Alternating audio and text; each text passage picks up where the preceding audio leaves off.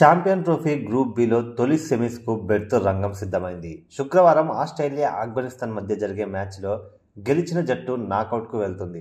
Aussies ఖాతాలో 3 పాయింట్లు ఉండగా ఇంగ్లాండ్పై సంచలన విజయంతో ఆఫ్ఘాన్ 2 పాయింట్లతో ఈ రేసులో నిలిచింది. అయితే వర్షం కారణంగా మ్యాచ్ రద్దయితే ఆసీస్ 4 పాయింట్లతో ముందుకెళ్లే అవకాశం ఉంటుంది. కానీ 3 పాయింట్లతో నిలిచే ఆఫ్ఘాన్ దాదాపు నిష్క్రమించినట్లే. ఒకవేళ ఇంగ్లాండ్ జట్టు దక్షిణాఫ్రికాపై అతి భారీ విజయం సాధిస్తే రన్ రేట్ ప్రకారం ఆఫ్ఘాన్కు ఛాన్స్ ఉంటుంది.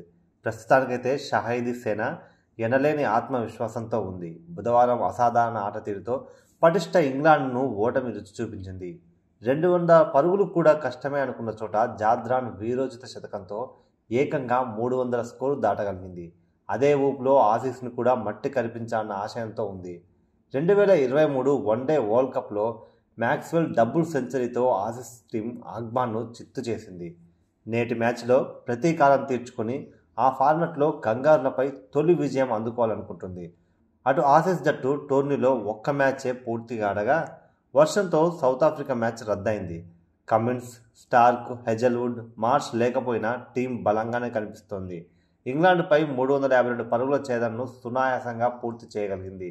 పైగా వారం రోజుల పాటు విశ్రాంతి కూడా లభించడంతో ప్లేయర్లందరూ తాజాగా బరిలోకి దిగుతున్నారు.